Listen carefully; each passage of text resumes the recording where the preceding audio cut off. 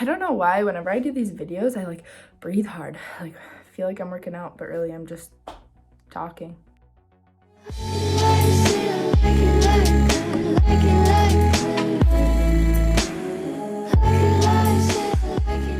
So today I'm going to tell you all about my Peace Corps experience. I'm going to start with where I was serving. I'm going to then talk about my housing situation, and then language, and then the struggles that I had during my service, because, you know, it's hard. And the last thing I'm going to talk about today are all of the great things that I thought were triumphs during my service, things that went great and that could help you if you're going into the Peace Corps. So first we're going to talk about where. So I was in Madagascar, and I was in the region of Andjuri, which is in the south, and in a little tiny town called Siumbe, and it's actually not that small. I don't know why I said little tiny town, but Siumbe is the name of the town I was in, and I could buy stuff there. There were little tiny restaurants, and I could get coffee and things like that, but it was really remote in the fact that it was far from a city with like a bank and a gas station.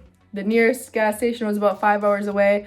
That town had one ATM, but usually the ATM didn't work, so I would have to drive another 5 hours, so a total of 10 hours from where I lived to where the reliable banks were. At that town, 10 hours away, there was also beach and mountains. It was actually really gorgeous, and that was all in the south of Madagascar. It's kind of along the southern tip.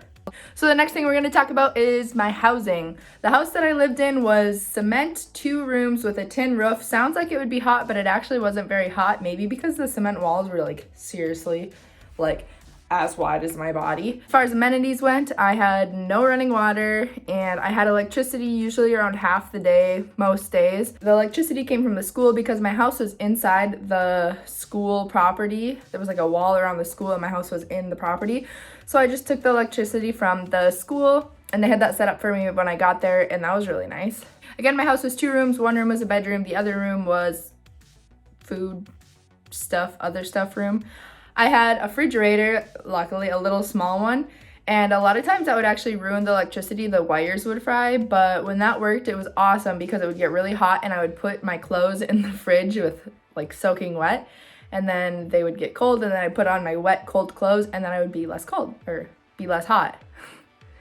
So my house was the 2 rooms, like I said, inside a small yard, and on the side of my house, inside the yard, I had an outhouse, a pit latrine, and next to that there was a shower room. So the shower room and the bathroom, no running water, no electricity. So because I didn't have water in my house, like I said, I would get 2 yellow jerry cans, and I would walk myself over to this small water tower, not very high, maybe like, I'm not gonna guess how high it was, but this short water tower that I could like crawl up with my jerry cans and then fill them with water and then lower them down with a rope and walk that to my house. And it sounds really annoying, and it was, but it made me strong. So my house has wooden furniture, and all of the wooden furniture was handmade. I painted some of it while I was there, but most of it had already been in my house from past volunteers, along with the small fridge that I had. I didn't buy that. A volunteer before me had bought that and left it in the house for when I moved in, and it was great because nobody wants to travel around and find their furniture when you don't have a vehicle. So, yep, cement house, tin roof, wooden furniture. So the language is different in all of the different regions of Madagascar. There's like 20-some regions, and that means 20-some dialects. I became fluent in the language because where I was living, people didn't really speak English or French at all unless they were specifically practicing or doing it for their job. But in the home, at the market, in town, people spoke Tandjuri, and so I got really great at it, which was kind of cool. I wanted to learn a new language, and I did. Where I was living, people didn't really speak French. They had the skill to speak French sometimes, but they wouldn't use it because just like some people here can speak Spanish, but they don't walk around speaking Spanish. Anyways, I didn't learn a lot of French. Mostly I just learned Tandjuri, and that was great. I got really good at it. This is the part I didn't really want to talk about because nobody really likes to talk about the hard things in their life, I guess. Well, I guess I don't. But some things were really hard about being a Peace Corps volunteer. So one of the really hard things for me was the remoteness. Again, I was in like a big enough town to get things, but I was so far away from other people. The other Peace Corps volunteers that I could speak English to and talk about American things and vent to about how much I just wanted to eat chicken wings and a cheeseburger and stuff like that. Those people were pretty far. So Peace Corps volunteers, in the southern regions where I was were few and far between. So in order to see another volunteer that wasn't in my town, I would have to travel 2 hours or 5 hours or 10 hours. That's where they were. And there was about 8 of us in the whole region. I didn't get to see a lot of other Peace Corps volunteers. Sometimes I felt like I was missing out because Peace Corps volunteers in other regions would get together and hang out a lot more and do all these cool trainings through Peace Corps, but because we were far from the office and far from other volunteers, we just couldn't do that. It was unpractical. The plus side of that was those of us in the regions in the South, the like 8 of us, did get really close, and I love them to death, and I'm so thankful for them, and I don't know what I would have done without them. But again, being far from the Peace Corps office and other Peace Corps volunteers, and also being really far from where I had to go to bank all the time was tough. Another struggle was the class sizes. I had huge classes with a lot of students. I tried to do what I could. I also wasn't great at classroom management with 100 students in one classroom. What I learned to do was just to talk to other teachers that were obviously in the same situation at my school, and they told me how to fix things, and it got better. Another struggle that I had being a Peace Corps volunteer was sickness.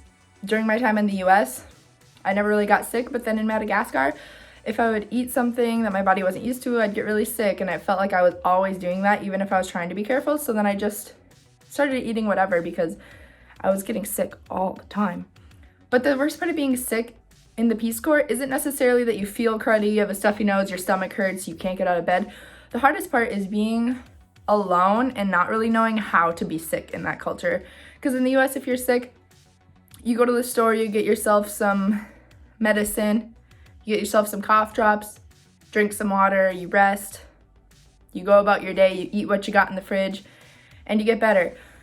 But when you're alone, living in your own house that doesn't necessarily have enough electricity to keep food cold in a fridge, you have to go to the market and buy food every day. And when you're really sick and can't get out of bed, how do you go to the market to buy your food and then cook it when you need to get water to cook it? But you'd have to go to the water tower and climb up the water tower and then lower the water down and carry it to your house in order to cook. So when I was sick, I usually was also really hungry. And just like all the things that go along with being sick was a struggle. But I ended up making friends towards the end of my service, and again, things get better and better. The second year of service is easier in general, but I made friends, and then when I was sick, I would tell them, hey, I'm really sick, I'm like not gonna be able to come out and hang out today, and then they would like read between the lines and be like, I bet she's hungry.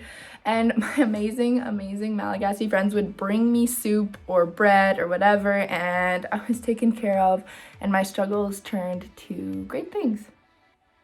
I really bonded with people when I was sick because they knew I needed them and they showed up for it. Moving on to the happier things, the triumphs, my great things that I loved about service. Oh my gosh. Children's English Club was actually really great. I love my students so much. Children are so much fun to teach because they like to sing and dance, and they'll do all the games you want them to do. They just want to learn and play games, and it's so easy to learn while playing games, so it was really great. So my neighbor kids that I would go to every morning for breakfast, I would get usually fried bread and coffee or tea. And when I would go in the beginning, I would order in Malagasy and they would give it to me. At night, I would sometimes hang out around their house and get to know the kids and the family. And the kids had told me that they really wanted to learn English. So I started teaching them English relevant to their coffee and bread stand.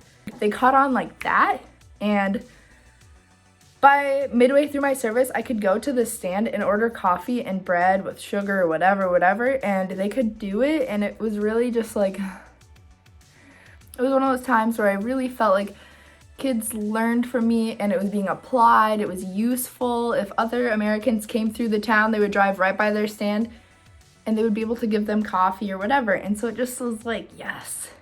And the third thing I want to talk about as far as triumphs go is that most of the triumphs that I had were like the little things. So when I first moved to the town that I was living in, Bay, the kids would always be like, oh, Vaza, which means, oh, hi, foreigner. And I didn't want to be called foreigner because I lived there and I like worked there and stuff. So I would tell the kids like, my name's Jody, my name's Jody. So when those kids would see me walking down the street and they would actually say, Jody, Jody, my heart. And I was so happy that I wasn't the foreigner anymore, but I was just Jody. Another small triumph kind of thing that would happen was kids who originally would like be scared of me and run away and be like, oh, she looks different than me. Those kids would learn to hang out with me and come running to me and be like, hi, I miss you. I guess the kids just really know how to get to my heart. So yeah, there were a lot of different things that were hard and a lot of different things that were easy. This is by no means an all-encompassing story of my Peace Corps experience, but these are just some things that I thought were like important aspects to talk about: my language, my housing, my good things, my hard things, things like that. If you have any more questions, just ask in the comments and I'll answer. Check out some of my other videos. I make lots of Peace Corps videos. So subscribe to my channel. I hope you enjoyed this video. Thank you so much for watching. Bye. She's like, what are you doing? No, don't film me.